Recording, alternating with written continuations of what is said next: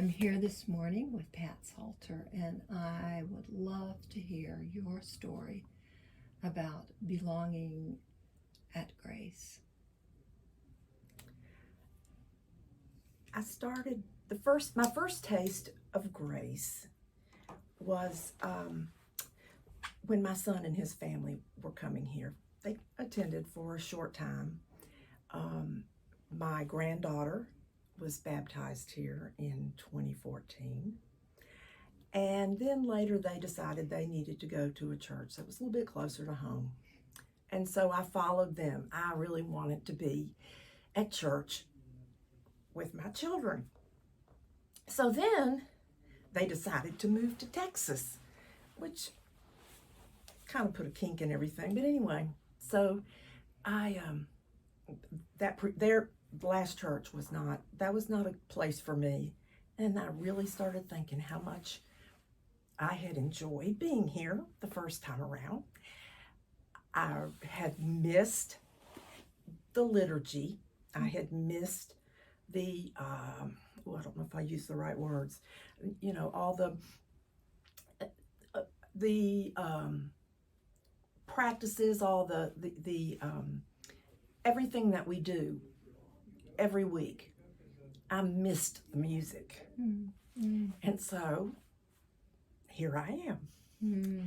I then in the meantime decided to move to Gainesville. I was living in Beaufort, and I decided to get a little bit closer. One, I wanted to be closer to Grace so that I could be a little more involved. And my son lives on the north side of Hall County, so I'm closer to him, but not up under his feet. so I have them closer. And that is essentially how I got here. I'm going to share something with you in a little bit, but it's like it all worked out. It all landed in my lap, and it's so perfect. It is finding my house, my neighborhood,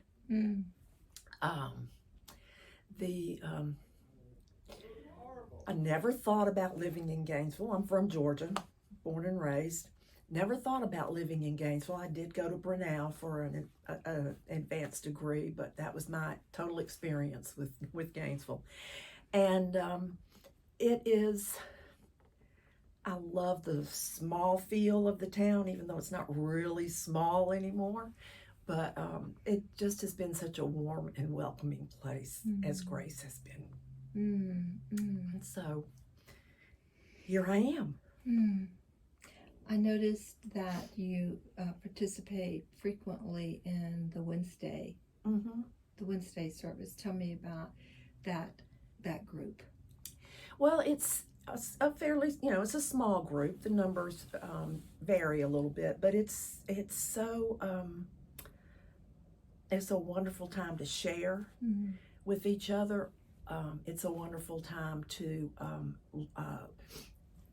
learn about each other. And there's some smart people in there, and I'm just like, oh wow, that's your reflection is really interesting, or very eye-opening. And it's certainly not a closed group. It would be awesome, for anybody. And there have been people that have come in, and I'm not even sure. Sometimes we didn't know who they were. So that was even more special. Right. Anyway, and it's very intimate, but it's very calming, and it kind of gives me a step up on the scriptures for Sunday, particularly the gospel. And did you grow up in the Episcopal Church? I did not. I grew up in the Lutheran Church. Okay. So that's where my love of the litany, all the the I can't even think of the word. the liturgy and the practices. Correct, correct. Sure. Yeah, so, that's what I had So there was missed. some familiarity Yes. with it. Yes.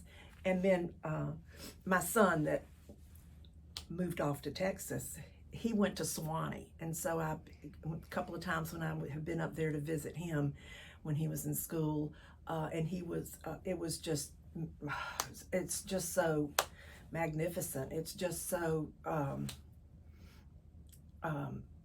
it just wraps its arms around you, as it does here. And one of the things that I really forgot to mention is how much I love the music here. Oh. Whether it's the hymns, whether it's the choir and their pieces, which are just beautiful, whether it's just an organ piece that Lynn does, whether it's one of the guests in the in the musical program, it never ceases to warm my heart. Yeah. So Grace is almost 200 years old. What is your hope for Grace in the next 100 years? My hope is that it continues to be a warm, welcoming church group of people that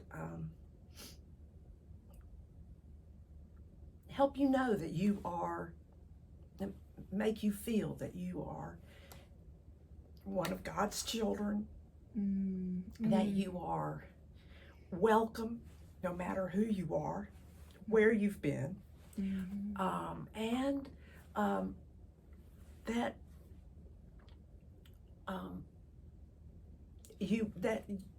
we will all embrace whoever walks through the door. Amen.